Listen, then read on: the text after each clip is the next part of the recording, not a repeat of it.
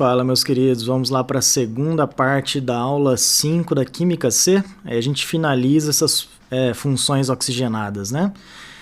Lembrando que na primeira parte a gente viu os álcoois e agora a gente vai ver os fenóis e os enóis. Então vem aqui comigo, ó. Então, fenóis. Como que a gente reconhece isso, né? Qual é o grupo funcional desses carinhas aqui? Então é quando nós temos ali, ó, a hidroxila agora num carbono do anel aromático. Então você reconhece assim, ó. Vou colocar ali do ladinho para vocês, ó, hidroxila em carbono aromático. Cuidado que às vezes pode aparecer dessa maneira para vocês, né, ó, como radical aril, ok? Então muito cuidado, aril ou arila, né? Vai lá comigo, gente. Nomenclatura. Então apresentei aqui para vocês o fenol mais simples que existe, que é quando tem um grupo OH em um anel aromático. Gente, esse cara aqui ele é conhecido como fenol ou simplesmente fenol comum, tranquilo? Esse é o nome que vocês mais encontram em provas, né? Ele também pode ser chamado de hidroxibenzeno, então muito cuidado com esse nome aqui, ó, por conta do grupo hidroxila, né? Hidroxibenzeno.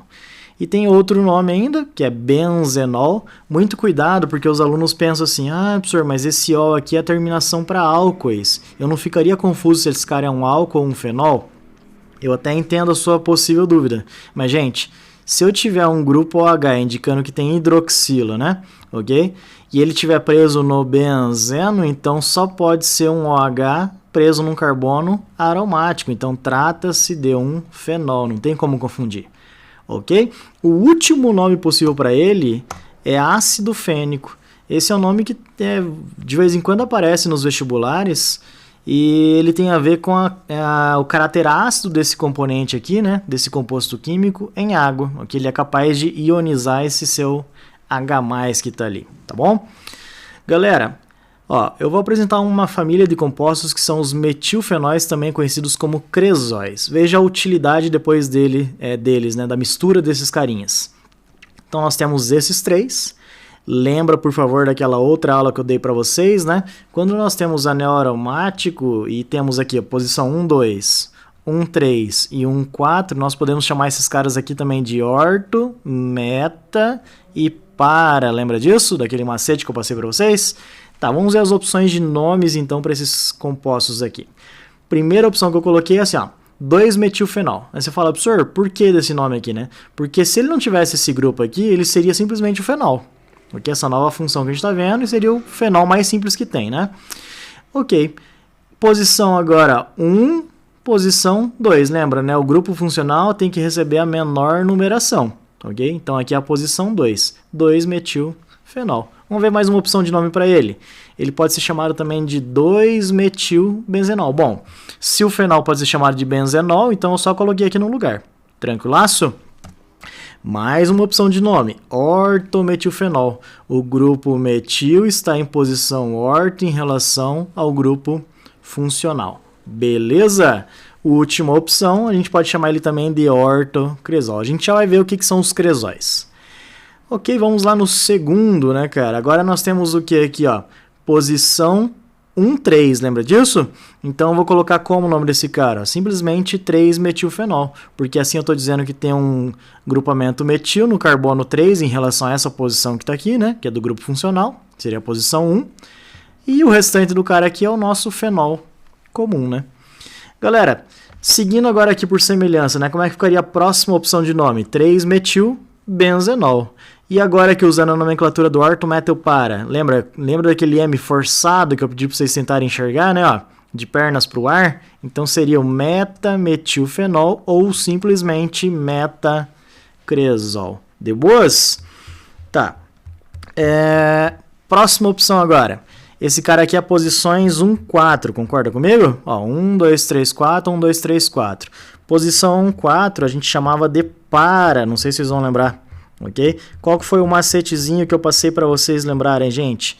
Dá para fechar uma letra P aqui, né? Ó, forçadamente, ok?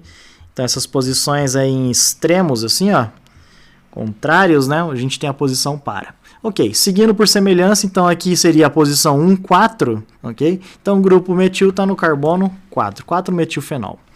Seguindo a mesma linha ali, né? 4-metilbenzenol. A gente pode chamar ele também de para-metilfenol. E, para finalizar, para-cresol. Galera, quando a gente faz uma mistura desses três cresóis aí, né? A gente está formando uma substância bastante conhecida no meio industrial, que é a creolina, ó, é um desinfetante industrial.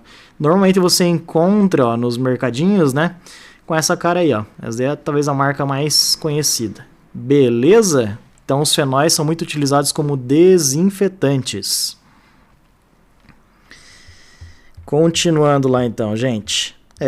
Agora eu vou apresentar aqui para vocês alguns difenóis. Por que difenóis, professor? Porque eles têm dois grupos OH presos ali nos carbonos do anel aromático. Ok? O que a gente precisa nessa ocasião aí? Para variar, dar os nomes, né? Então acompanhem lá comigo, gente. O primeiro deles aqui eu vou chamar de benzeno, seria relativo ao anel aromático, 1,2 diol. Ok? Então, de novo, né, não tem aquela dúvida, professor, mas é um diol, a mesma terminação dos álcoois, eu não vou achar que é um álcool? Não, porque quando você prender os dois grupos OH aqui, né, ó, que estão em carbonos 1 e 2, ou seja, vizinhos, né, você vai estar prendendo ele no benzeno, ou seja, só pode ser fenol, né, ok? No caso aqui, difenol. Tranquilaço? Próxima opção de nome, de novo, né, posições vizinhas aqui do anel, posição 1, 2, trata-se de um orto. Então olha como é que ficaria um outro nome possível para ele, ó. Ortobenzeno diol. Sussa! E também tem um nome particular para esse cara que é catecol. Galera, já no segundo nós temos aqui então, ó, posições 1, 3, então o benzeno 1, 3 diol, ou simplesmente metabenzeno diol, também chamado com o nome particular de resorcinol.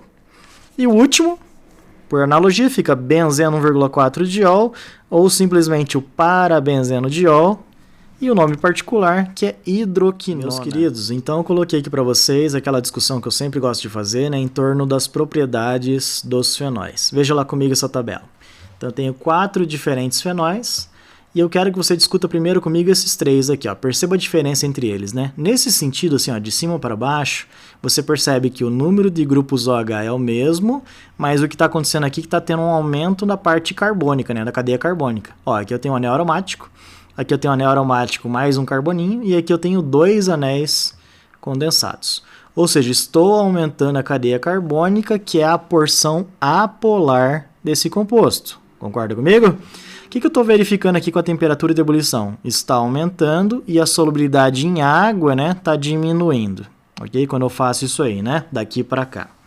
Tá, veja lá comigo que eu coloquei lá embaixo. Ó, o aumento da cadeia carbônica, que é a porção apolar, reflete no aumento da temperatura de ebulição. Discuta comigo. Gente, se eu estou colocando cada vez mais carboninhos aqui nesse sentido, né? Ok? Desses 3 compostos aqui que eu estou comparando, concorda comigo que a massa molar desses caras está aumentando? Ou seja, eles estão ficando cada vez mais pesadões. E daí você tem que pensar assim, né? Compostos com maior massa, eles têm maior dificuldade em ir para o estado gasoso. Você precisa de mais energia para levar eles para o estado gasoso, ok? Por isso que há um aumento na temperatura de ebulição, ó, devido ao aumento da massa molar. A gente pode pensar também em superfície de contato? Até pode, ok? Pensar que daqui para cá também a gente aumenta a superfície de contato entre as moléculas, favorecendo as interações intermoleculares. Sussa! Professor, por que a gente está percebendo também daqui para cá a diminuição na solubilidade em água? Porque lembra, gente, a água ela representa um conjunto de moléculas polares, ok? E se eu estou aumentando a parte apolar, que é a cadeia carbônica, lembra, o polar gosta de polar. Agora, o polar ele vai gostar do apolar, que está aqui aumentando cada vez mais, né? Não. Então, a gente acaba tendo a diminuição na solubilidade em água. Você está deixando o composto cada vez mais hidrofóbico, ok? Ele está rejeitando cada vez mais a água. Tranquilo? Tá, agora eu peço que você perceba uma coisa, né? Vamos comparar esse primeiro com o último. Qual que é a diferença dos dois? Os dois têm anel aromático, ok? Mas esse aqui só tem um grupo OH e esse aqui tem 2. Esse aqui já é um difenol, né? Galera, olha o que aconteceu com a temperatura de ebulição do cara. Aumentou muito, na verdade, quando eu coloquei aqui, né, um grupo OH+. E a solubilidade em água daqui para cá, tá vendo que aumentou?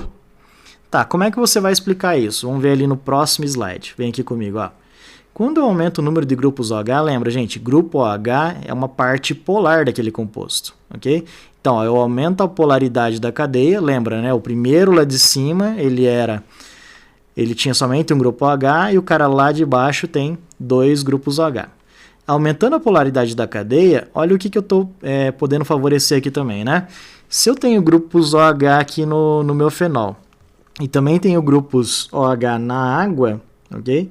Eu posso ter o aumento do número de interações por ligação de hidrogênio, que é um tipo de força entre as moléculas, né? Intermolecular, de bastante intensidade, de alta intensidade, né? Então, o que vai acontecer, gente? Ó, a gente vai perceber aquele aumento na temperatura de ebulição, que foi bem grande, né? Vamos colocar aqui de novo para vocês verem. Ó. Foi de 182 para 281. E por que solubiliza mais em água, gente? Justamente por conta dessas formações ali, ó, de ligações de hidrogênio, que são favorecidas. Ok? Eu estou colocando mais grupos OH, mais interações por ligação de hidrogênio, mais grupos polares, né, cara? Que vão gostar de coisas polares, assim como a água. Beleza? Galera, agora para finalizar a parte dos fenóis, eu coloquei um slide que eu considero bem importante também, tá? Falando um pouco do caráter ácido desses compostos. Pra gente parece não ser tão visível assim, né? Então peguei lá o nosso fenol comum, coloquei em água, a água tem a capacidade de ionizar aquele hidrogênio dele, formando meio ácido, ó, representado por H3O+, que é equivalente ao H+, né? E a gente forma o respectivo ânion. Então, muito cuidado. Colocando o fenol em água, gera um meio que é ácido, que está aqui, ó, o cátion hidrônio, lembra que ele é equivalente, né, perfeitamente equivalente ao H+, e aqui o respectivo ânion. Tá, professor, e qual que é a discussão que aparece para mim? Como que isso é cobrado, né? Lembra que eu tentei fazer essa mesma reação aqui com os álcoois, ok? Só que daí eu escrevi lá para vocês, né, que os álcoois não ionizam em água, ok? Então, qual que é o comparativo que é feito nas provas de vestibular, né? Se esse cara aqui ioniza em água e um álcool não ioniza em água, então significa que essa espécie aqui, ó, ela apresenta uma maior acidez, um caráter ácido mais forte do que os álcoois. Agora nós veremos a função enol, ou no plural, enóis, ok? É claro que eu tenho que colocar uma zoeira ali, né? Enóis. Beleza? Vamos lá, gente. Qual que é o grupo funcional dos enóis? Então, nós temos agora aqui, ó, um OH, que é uma hidroxila, né? Num carbono de dupla, mas que não é aromático. Muito cuidado, gente. A gente já viu os álcoois, que tem OH num carbono saturado, na verdade, de simples ligação. A gente já acabou de ver os fenóis, que é quando o OH está num carbono de dupla, mas lembra, né? É do anel aromático, não vai esquecer. E agora a gente tem OH num carbono de dupla de caras que não são aromáticos. Beleza? Tá lá então a maneira que você vai guardar esse grupo funcional. Gente boa, os enóis eles aparecem agora nesse momento para vocês enquanto função, né? E lá na frente eu vou relembrar eles quando a gente for falar de isomeria em compostos orgânicos. O que eu vou pedir para você guardar nesse momento? Ó, os enóis são compostos instáveis e ocorrem na forma de equilíbrios químicos, que nós vamos chamar de tautomeria. Isso aqui é um tipo de isomeria, tá? Que é um conceito que a gente vai aprender mais pra frente. Então, essencialmente, guarda assim, ó, os enóis são instáveis e eles aparecem em equilíbrios. Vou te mostrar ali para você visualizar, gente. O primeiro equilíbrio que eu coloquei aqui é o equilíbrio cetoenólico. Então, assim, ó, a nossa função, né, que a gente está vendo agora, que é o enol, vai estar em equilíbrio com outra função que a gente nem viu ainda, que é a função cetona. Dá uma sacada aqui comigo. Ó, professor, o que é essas setas malucas aí, né? Vamos com calma, gente. Aqui eu tenho um OH num carbono que é de dupla. E esse carbono aqui não é aromático. Ou seja, nós temos exatamente o grupo funcional de um enol. Esse cara aqui é um enol. Tá bom? Esse outro aqui a gente tem ó, um carbono dupla O, ok? Uma carbonila que a gente fala que está entre carbonos. Isso aqui é uma cetona, nós vamos aprender. Então não se preocupe ainda. Beleza? Aí você fala assim, professor, o que essas setas aqui, né? Que pira é essa, né? Pensa assim comigo, gente. Entre uma dupla feita por carbonos e uma dupla feita entre carbono e oxigênio, onde você acha que é preferencial que essa dupla fique, gente? Pensa assim comigo, né? Ó, imagina que esse carbono está puxando a dupla para ele, que são elétrons, na verdade, e esse oxigênio tem a opção, né, de puxar a dupla para ele, ok? Qual dos dois que é o mais eletronegativo, galera? Concorda comigo que é o oxigênio? Lembra lá da frase lá, né? Fui ontem no clube, briguei e saí correndo pro hospital. Von Klebriski pH, que é a ordem de eletronegatividade, né? Ó, o oxigênio é mais eletronegativo do que o carbono. Ou seja, ele consegue puxar esses elétrons aqui, ó, fechar a dupla nele e o hidrogênio acaba vindo para cá. Ó, pode ver, ó, hidrogênio para cá ficou CH3. Fechei a duplinha ali no oxigênio, cara, formei a função cetona. Então, na verdade, quando a gente estuda esse equilíbrio aqui, né, ó, a gente diz assim, gente, que essas duas funções, elas coexistem, ok? Elas existem simultaneamente. E qual que é a forma preferencial, na verdade? É a forma de cetona, porque justamente a dupla está fechadinha aqui, ó, no elemento mais eletronegativo, aquele que naturalmente puxa mais a densidade eletrônica para ele, beleza? Tá, professor, então eu já notei aqui que o enol ele participa de um equilíbrio, né, entre funções, que a gente vai chamar de tautomeria depois, né, e que ele não é a forma preferencial, na verdade, ok? Então eu vou encontrar pouquinho dele nessa mistura e muito mais dessa outra função. Beleza. Professor, como que ficaria o nome desses caras aqui? Bom, a cetona eu não vou falar muito agora, ok? Mas ela chama propanona, ó, pertence à função cetona. O nosso enol, tenta visualizar comigo, gente. Eu tenho aqui, ó, o OH do grupo funcional, que seria carbono 2, né? Ó, 1, 2, 3 ou 1, 2, 3. São as opções de numeração. Por que eu tenho que colocar um em 2O? Só para você visualizar aqui, né? Ó, eu vou começar a numeração aqui, gente, ok? Porque agora, como eu tenho o grupo funcional e uma insaturação, ok? Para que ele seja um enol, né? Eu não vou poder fazer a numeração assim, ó, 1, 2, 3. Eu tenho que começar daqui, ok? Porque como o grupo OH está no carbono 2, quem vai desempatar, na verdade, é a dupla. Então aqui vai ficar carbono 1, 2 e 3. Beleza. Prop, 3 carbonos, na verdade. Um em, por que um em? Porque ó, a dupla tem entre carbonos 1 e 2, ok? E no carbono 2 nós temos o OH, ok? Então finalizou o nome desse carinha, prop 1 em 2O. Vamos lá para o próximo exemplo, que é o segundo. Agora nós temos o equilíbrio aldoenólico, gente. Então é o enol em equilíbrio com um aldeído, que é uma função que a gente também não viu ainda. Dá uma olhada agora. No exemplo anterior, lembra que o grupo OH estava no carbono do meio, né?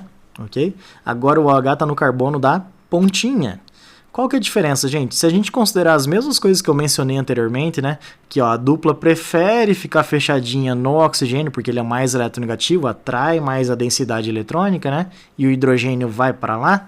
Nós temos esse grupo funcional agora aqui, ó, C dupla O, H, ok? Isso aqui ó, é típico dos aldeídos, que é uma função que a gente vai estudar ainda.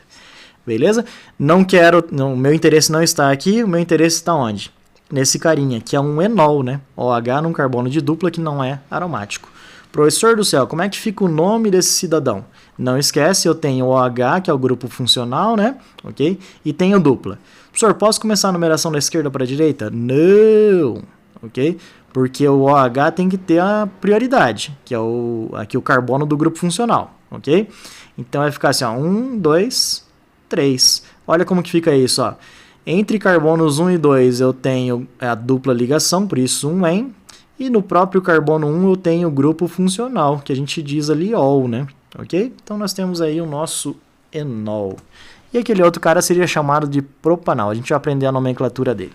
Para finalizar, vamos falar das propriedades dos enóis. Agora vocês vão ficar de cara comigo. Olha o textinho que eu coloquei lá. Por serem instáveis, as propriedades físicas dos enóis não têm um comportamento pré-determinado. De modo geral, podemos dizer que a solubilidade em água apresenta características semelhantes aos álcoois. Professor, isso aí foi mais ou menos legal, não me ajudou muito. Tá, pensa assim comigo, gente.